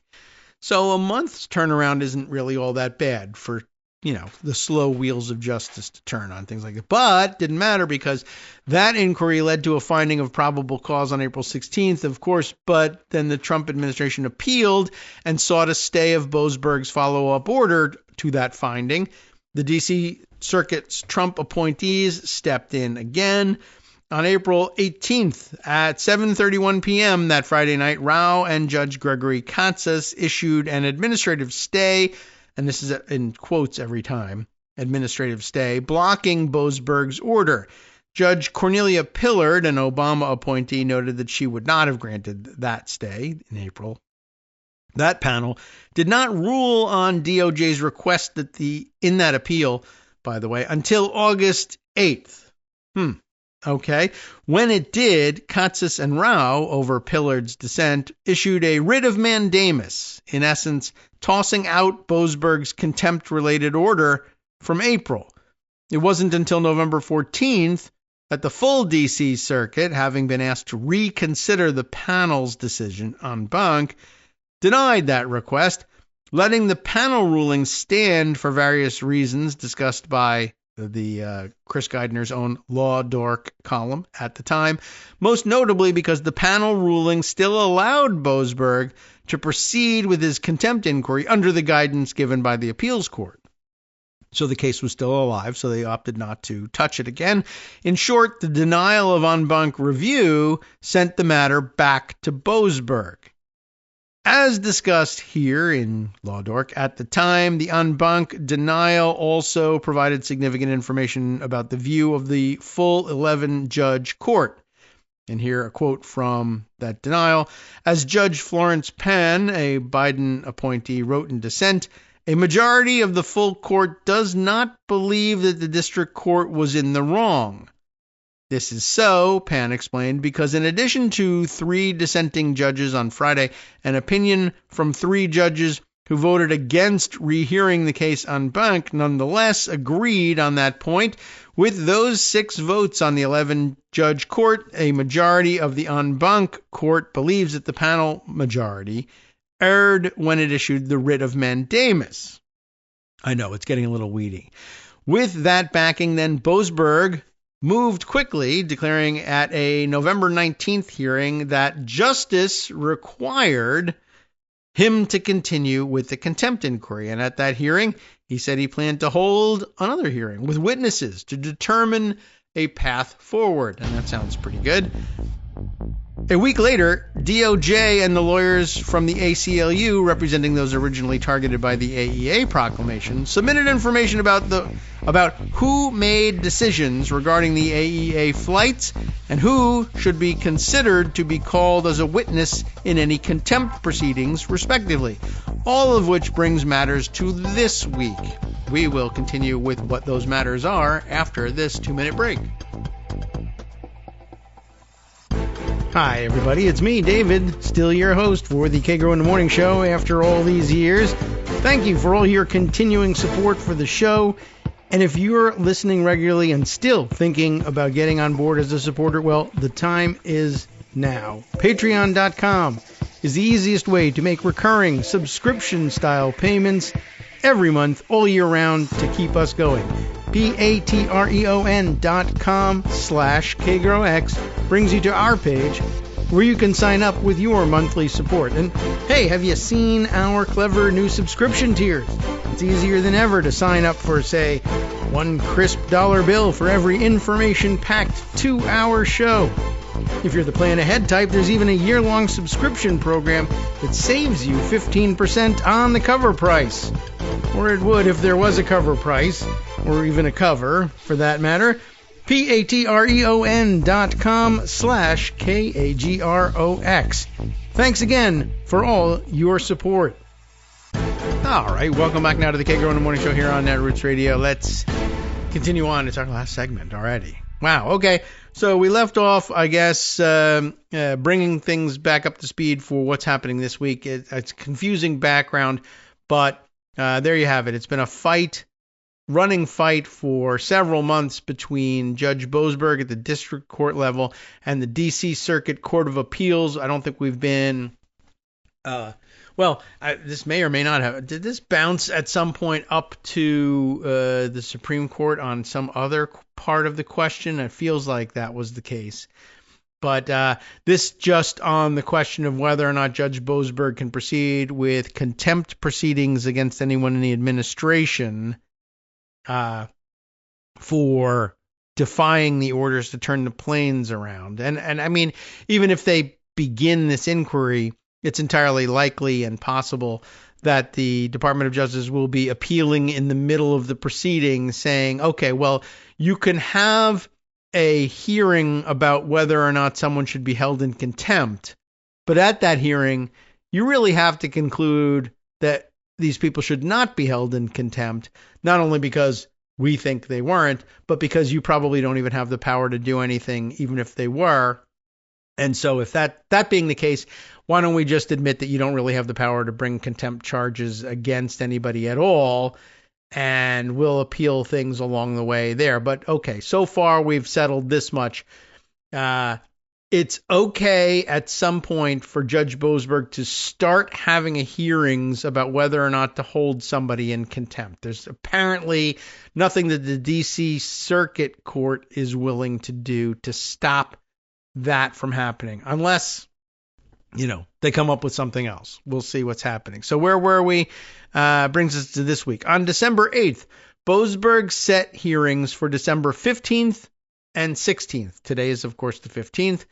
To get testimony from two of those involved in the cases, fired DOJ lawyer turned whistleblower Erez Ruveni and DOJ lawyer Drew Ensign, who had appeared before Boasberg on March 15th, the original case. Essentially, we want to talk to the DOJ lawyers who were here for the DOJ on March 15th when we said turn those planes around, and those planes did not turn around. 2 days later, DOJ asked Boasberg to reconsider that decision. All right, which decision are we? December 8th decision to set hearings for today and tomorrow. And I love the fact that it, able to remind you, by the way, December 15th is right now, today. That makes it sound like I, had this all scripted out. I have to read you this story because those hearings are happening today. But I just thought I needed to read you the story anyway. I think I forgot what day that they had settled on for, or originally designated for the hearings. So that's just happy circumstance. Just so you know how this show. We're the most transparent show ever. I think I just happened to have seen before the show something about the Department of War, as they now like to call themselves, had a big sign up at their press conference, which is peopled only by hand-picked, supporters of the administration. But they have like a banner up on stage. Department of War, the most transparent Department of War ever. Okay. I don't know if that's really a huge thing or not. But anyway, so on December 8th, Boasberg set hearings for today and tomorrow. He wanted to talk to Erez Ruveni and Drew Ensign, the DOJ lawyers from the original case. 2 days later, December 10th, DOJ asked Boasberg to reconsider that decision to set hearings for what are now today and tomorrow. On Friday, DOJ again asked the D.C. Circuit to issue another writ of mandamus blocking Boasberg's contempt inquiry. DOJ also then asked Boasberg to stay proceedings until there was a ruling on that mandamus request. Boasberg quickly denied both requests before him. You got to start by making the request of him. He'll, of course, deny them, and then you can appeal saying, oh, he's obviously made an error in denying our requests. So at Friday at 1:11 p.m., DOJ's lawyers asked for a stay pending a decision on the mandamus request or an administrative stay, another one. And DOJ asked for it to be issued by 5 p.m. Friday. The ACLU lawyers opposed the request, noting these proceedings have been on hold for almost 8 months. Then, at 5:39 p.m. on Friday, Rao and Walker granted the administrative stay, putting Boasberg's accountability efforts on hold yet again.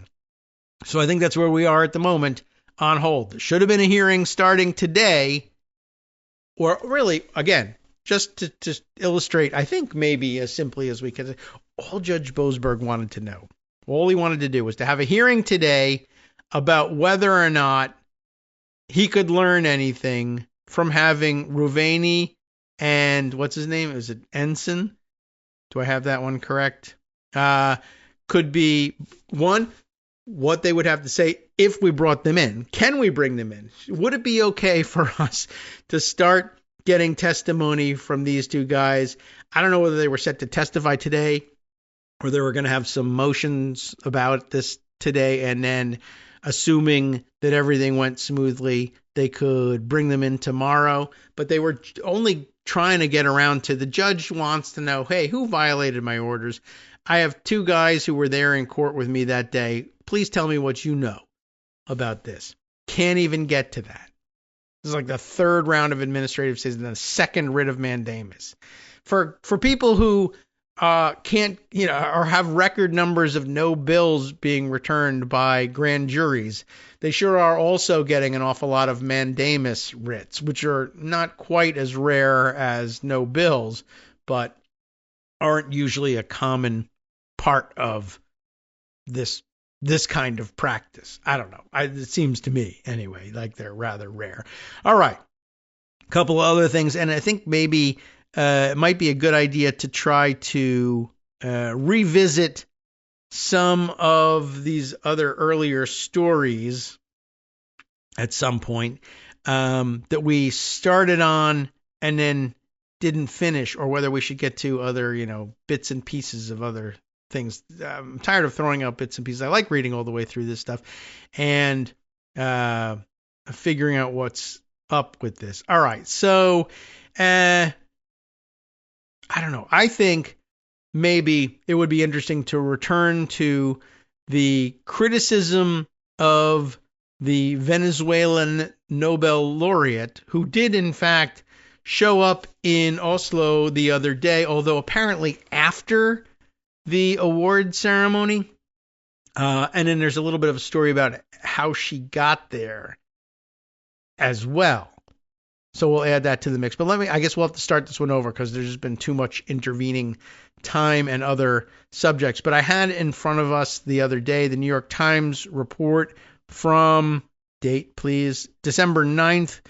Genevieve Glatsky and Henrik Praser Libel, L-I-B-E-L-L. But I don't know. Norwegian name, I guess. So no idea how to pronounce Libel for them, but hopefully I'm somewhere in the neighborhood. Anyway, Nobel Prize for Venezuelan dissident draws criticism. Remember this? Maria Corina Machado is being honored for her push for democracy, even as she backs President Trump's military buildup and aggressive campaign against Venezuela. It's a complex situation, I guess. If you can be doing both of those things, yay democracy, and yay also fascist dictatorship, bombing my fascist dictatorship, to replace it probably with another one, but one that's more sympathetic to me. Somehow that's, democracy activism. But it can happen. These things are complicated. When the Norwegian Nobel Committee announced that it would award Maria Corina Machado, Venezuela's de facto opposition leader, the Peace Prize, it lauded her for pursuing a peaceful transition to democracy. But as Ms. Machado prepares to formally receive the award on Wednesday, and remember, she missed the ceremony, but her daughter accepted on her behalf, but then she showed up afterwards to say, thanks for accepting on my behalf. She just got there late. Why? Because she's a dissident in an authoritarian regime. It's very difficult for her to be able to travel to accept awards for being a dissident in an authoritarian regime. I understand that much. But as she prepared to formally receive the award on Wednesday, the committee has come under criticism over her statements as U.S. warships amass in the Caribbean and the Trump administration readies to make a possible move against Venezuela's autocratic leader. Ms. Machado has firmly embraced President Trump's military buildup and has publicly expressed her support for using force to oust the Venezuelan president, Nicolas Maduro. She has also repeatedly debunked claims that Mr. Maduro manipulated U.S. elections, fueling accusations that she is amplifying misinformation she's also repeated. Okay. I think I read that wrong because I said, hey, that doesn't make any sense. I may have said repeatedly debunked, but she has also repeated debunked claims. She's not repeatedly debunking the claims. She's repeatedly repeating the debunked claims that Maduro manipulated U.S. elections, fueling accusations that she is amplifying misinformation to gain favor with the Trump administration. Very unpeaceful for a Peace Prize nominee. They were like, oh, well, she's standing up for democracy in Venezuela. That seems good. Plus, also, Trump may like that because, quote unquote, standing up for democracy in Venezuela is in keeping with his regime change and aggressive military campaign agenda. So maybe he'll accept this if we're not going to give him the award, maybe he'll accept this as a proxy for him. And then she embarrassed them by saying, I am for peace through war. Yeah. Which, sometimes that actually works. But if you're giving out Nobel Peace Prizes, you probably should we stick with somebody who's for peace through peace? Or do you want to try the peace through war one this time? I don't know. And I guess maybe they said, well, Alfred Nobel only established the Peace Prize because he felt so bad about inventing TNT. So peace through war, it's in keeping with tradition. But it isn't because he was feeling bad about that and was basically saying, I want to go with the peace through peace route from now on. Anyway, so in addition to all that, she's also an election denialist. It will be a different kind of Nobel Prize ceremony, said Benedict Bull, a professor at the University of Oslo and leading expert on Latin America in Norway. Much more politicized than what we have seen before. And also the nominee is late. While the ceremony, maybe there's a cemetery involved, typically draws heads of state across the political spectrum, Ms. Bull said that all the Latin American leaders attending this year will be from the right. And there are more of them than ever, I guess. Ms. Machado's own attendance is unclear. She did not appear at a news conference planned on Tuesday by the Nobel Committee and has not been seen in public in Oslo, the site of the ceremony. She showed up later. You'll find out about that. A representative for Ms. Machado did not respond to requests for comment. This upcoming ceremony has produced the most vocal protests over a Nobel Peace Prize winner in recent years. What is special about Machado is that she has dedicated her Peace Prize to a highly controversial president, to put it mildly, said Asle Sveen, a historian of the Nobel Prize. It is nearly universally accepted in Norway that Donald Trump attacks liberal democracy. Wow, how'd they get that idea? When the prize was announced in October, he said those who gathered at the Nobel Institute were taken aback. Everyone had expected a prize related to either Gaza or Sudan, he said. The reactions had initially been cautiously positive, Mr. Sveen added, but soured after she dedicated her prize to the U.S. president and endorsed the attacks against boats the Trump administration claimed were smuggling drugs. The 22 strikes have killed at least 87 people, but I guess maybe they thought it was more embarrassing to say, nope, never mind, yoink. A broad range of legal experts have called the strikes illegal because the U.S. military is not permitted to target civilians who do not pose an immediate threat of violence, even if they have committed a crime. I guess no military really is permitted to do that. Past Nobel Prizes have also been contentious and led to protests and resignations from the Nobel Committee, but this year's reaction is unusually strenuous. Oh, unusually strenuous. Well, that's really something. Don't we have that somewhere? And I think we do. And somehow, I guess because it's, where is this thing? Did we not make it easy to find? Probably not. It's on page 3 of the soundboard. Oh, yes, right. Objection. Overruled. No, I strenuously object. Oh, wow. Strenuously object, and I should take some time to reconsider. Yes, right. Well, the reaction this time was unusually strenuous. So at least we have it right. And by the way, Rob Reiner film, right? A Few Good Men. Okay. Well, anyway, a coalition of Norwegian activist groups held a modest demonstration on Tuesday outside the Nobel Institute with the slogan, and it's a good one, "No Peace Prize for Warmongers." Yeah, I mean, on the surface, you have to get with that, right? No Peace Prize for Warmongers, arguing in a statement that the award was being used, quote, to legitimize U.S. military intervention in violation of international law in Latin America. Oh, yeah, well, that, I think it would ordinarily be problematic. The Norwegian Peace Council, a group of 19 organizations promoting disarmament and conflict resolution, typically organizes a torchlight procession every December 10th to honor the laureate.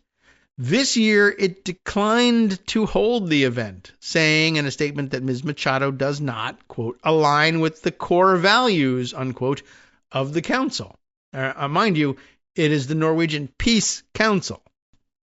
So, I think this means something. She has repeatedly advocated for maximum pressure tactics and strong external action against the Maduro government. Eileen Lorentzen, chair of the council's board, said in an email, those positions raised questions about whether her approach reflects the kind of dialogue-based, nonviolent conflict transformation that the Peace Council has historically worked for. And maybe not the Nobel Peace Prize Committee, but certainly the Norwegian Peace Council anyway. Instead, the Torchlight Procession will be hosted by, they're going to have it, hosted by the Nobel Peace Prize Museum and the Norwegian Venezuelan Justice Alliance on Wednesday after the ceremony. I don't know anything. How long has that Justice Alliance been in existence? I don't know. Anna Maria Silva Harper, a member of a centrist party in her local parliament who moved to Norway 35 years ago from Venezuela, said she planned to attend the procession. It is very unfortunate that when we finally get a historic moment, the focus shifts to Trump, she said. It has nothing to do with Trump. Well, nothing that the laureate didn't make happen. But okay. Machado also receives votes from left-wing parties, Ms. Silva Harper added. She's not just an upper-class lady from the political right. I do not like Trump either, but if he is the one who makes something happen and makes the regime fall, then I have to be grateful. No, trust me, as we say here in the United States, you absolutely do not have to hand it to Donald Trump. But apparently they believe that they do. Norwegian officials said Saturday that Ms. Machado would travel to Oslo to receive the prize, a move that carries major risks. So she wasn't there yet, but they knew she was coming. Or that was the plan anyway. The Venezuelan government has warned that she would be treated as a fugitive if she leaves the country. And it's unclear whether she would be allowed to return without being arrested. Okay, but then don't return. But then she can't fight for freedom in Venezuela. But then was she doing it anyway? The Nobel Peace Prize Committee says yes. The Norwegian Peace Council says no. You tell me. Ms. Machado has long risked her safety to challenge an authoritarian government that jails opponents, tortures critics, and censors the press. She spent more than a year in hiding after Mr. Maduro declared victory in a presidential vote last year that was widely seen as rigged. But as Venezuela's opposition runs out of pathways for a political transition, her coalition has increasingly turned to Mr. Trump. After the United States had begun attacking boats in the Caribbean in September, she told Fox News that the operation was meant to save lives in both countries because, quote, Maduro is the head of a narco-terrorist structure. The Trump administration has said the operations are meant to prevent drug trafficking, but the size of the deployment and Mr. Trump's increasingly explicit threats towards Mr. Maduro have fueled speculation in both countries that Washington's real aim is regime change. Ms. Machado also claimed that Mr. Maduro leads two drug trafficking groups the Trump administration considers terrorist threats and is used as justification for its strikes. The head of the Tren de Aragua is Maduro, she told the president's son, Donald Trump Jr., on his podcast, which is a great place to be if you're a legit peace activist. Referring to the Venezuelan criminal group, of course, the regime created, promoted, and funds the Tren de Aragua. She told CNN that, quote, the regime has turned Cartel de los Soles into one of the most powerful criminal structures, referring to another criminal organization, which we read a story the other day intimating that it was no kind of structure or organization at all, but was really a parody of the accusations of criminal cartel activity in Venezuela more than anything else. But U.S. intelligence agencies, regional experts, and other Venezuelan opposition figures say there is no evidence Mr. Maduro controls either group, or even that the second one is a group, for that matter, but okay. While some Venezuelan military officers are involved in the drug trade, analysts doubt these activities add up to true transnational cartels. Ms. Machado, 58, came from an elite background, and that's okay, and built her reputation as a political activist and staunch opponent of Venezuela's socialist ruling party before becoming a popular legislator. She was barred from the 2024 presidential race over what the government called financial irregularities, an accusation she dismissed as a political maneuver to sideline her. We have that problem here. She instead backed a little-known surrogate, the diplomat Edmundo Gonzalez, who was also in Oslo this week. Mr. Gonzalez ran against Mr. Maduro, who claimed victory. The opposition said its tally showed Mr. Gonzalez won by a wide margin and accused Mr. Maduro of stealing the election.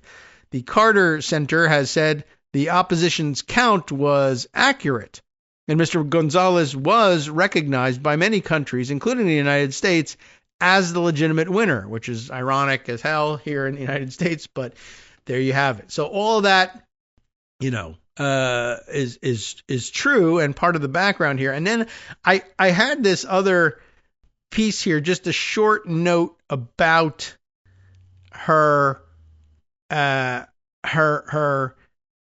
guess move to get herself to Oslo for the award, but it was actually part of a story with a slightly different angle on it, but it was the only one that I found so far that gave me the background story of, okay, well, how did she actually make it there after all?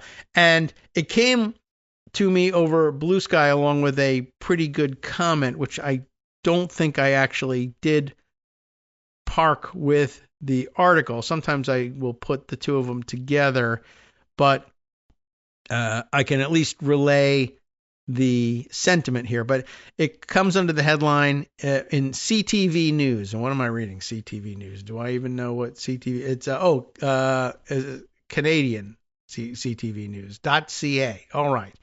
So U.S. Special Forces veteran who rescued, they didn't put that in quotes, but it says rescued Machado, begs her not to return to Venezuela.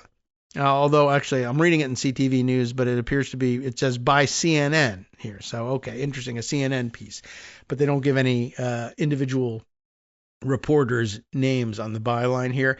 But one interesting framing, rescuing Machado. I mean, whatever. Anyway, they had to basically secret her over to Oslo in order to receive the award, even though she got there late. But there was a lot of secreting going on, so she didn't make it in time. But the comment that came along with this story and the headline was interesting. U.S. Special Forces veteran who rescued Machado begs her not to return to Venezuela. And the person says, why? Is Venezuela not a safe place to deport or send people to? Because we're doing an awful lot of it here. Of course, how interesting to be for regime change in Venezuela and then say everybody who has had the good sense to try to escape Venezuela and come to the United States where things are free, we got to send them back because sure, there's freedom here, but you're brown and you don't deserve freedom. Go back to Venezuela. And if you want freedom, go fight for it, I guess, as opposed to go try to find it in the United States, because at heart, they are racists and they're not actually interested in any sort of foreign policy that makes sense. And if you didn't think that was the case, then go read the new national security strategy. Anyway, I thought that was interesting. Plus, of course, I'm reading the Special Forces veteran who rescued Machado. Wait a minute. Did the United States spirit her out of Venezuela and take her to Oslo? No. It's a guy who used to work for the Special Forces of the United States, who now doesn't, and I guess is now a soldier of fortune, I guess, of sorts, and trading on U.S. Special Forces and the cachet that comes with it. Anyway, the U.S. Special Forces veteran whose rescue team spirited Nobel laureate Maria Corina Machado out of Venezuela has begged her not to return to the country. I mean, why ruin all my good work, right? After a perilous extraction mission that lasted nearly 16 hours and was carried out largely in the middle of the night through rough waters where you could get blown up. But they did it in the middle of the night so the drones couldn't see them, I guess. Overwhelmingly, this is the hardest, most high-profile, most delicate operation we've conducted. Gray Bull Rescue Foundation founder Brian Stern, Bryan, if you want to look it up, told CNN on Friday.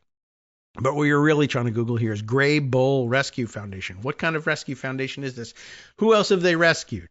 And is it really a rescue? I'm curious. Stern told a virtual press conference earlier that Machado had boarded a boat that set sail from the Venezuelan coast to a rendezvous point at sea. By the way, how did this boat not get blown up? Oh, I don't know. That's where she met Stern, who was waiting for her on another boat. So there were two little teeny boats out on the water off of the coast of Venezuela that didn't get blown up, and they met up, which is usually the sign of drug trafficking, but this time totally wasn't because they probably, they were in communication this time. And said, this is actually Machado, not drugs. Why they believed them, I don't know, but that's probably what they said. She reached and boarded the second vessel by Tuesday night and was ferried to a different location. That's what you do with boats.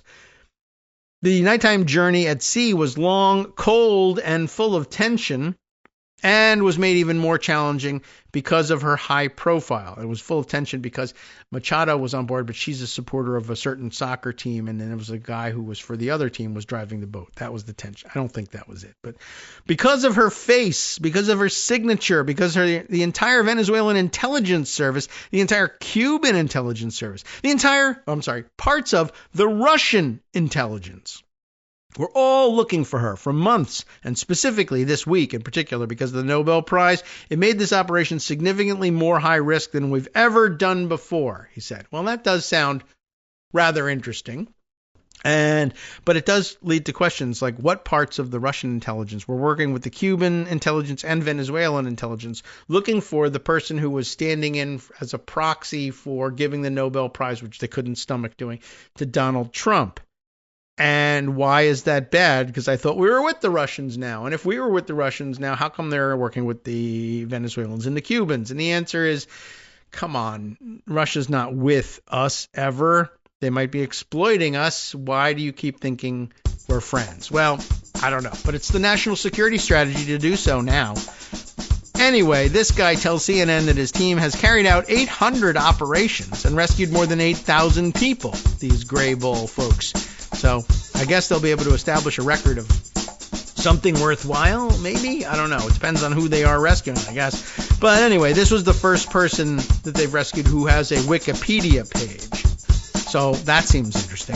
Stern previously told reporters that the boat reached the shore early Wednesday morning. From there, Machado boarded a plane bound for Norway, where she was due to accept her Nobel Prize and see her daughter for the first time in 2 years. According to flight tracking data verified by CNN, the plane used by Machado to arrive in Oslo took off Wednesday from Curacao, an island near Venezuela, then stopped in Bangor, Maine, in case you were interested. I think that's interesting. Before heading to Norway, the Dutch embassy in Caracas, which is responsible for representing the interests of Aruba, Bonaire, and Curacao, has denied any involvement in Machado's escape. She arrived in Oslo just hours after the ceremony for the Peace Prize, which her daughter accepted on her behalf, greeted by crowds of cheering supporters, who she waved to from the balcony of Oslo's Grand Hotel, and later said she met many Venezuelans, hopeful they may one day return to a liberated country. And if they can't wait, they can come to the United States and we'll deport them there. Radio.com. You have been listening to Kagro in the Morning with David Waldman. Anyway, all very interesting, and now we got to look up the Gray Bull Rescue Foundation and see what that's about. In the meantime, though, time to hand things over to Justice Putnam for the West Coast Cookbook and Speakeasy. What's up at the top of the list? Guess what? A federal judge ordered the Trump administration to explain by 5 p.m. today how it can demolish the East Wing and build that stupid ballroom. Good luck.